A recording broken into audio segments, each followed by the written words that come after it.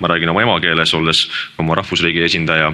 Esiteks, mul on tõsiselt kahju loomulikult kõikidest inimestest, kes on pidanud põgenema Süürias seoses kodusõjaga, riigist, mis on tüüpiliselt omaselt Lähis-Idale sattunud mitme suurjõu võitlust tallermaaks, kus on mängus nii Venemaa, Türgi kui ka Ameerika Ühendriikide huvid.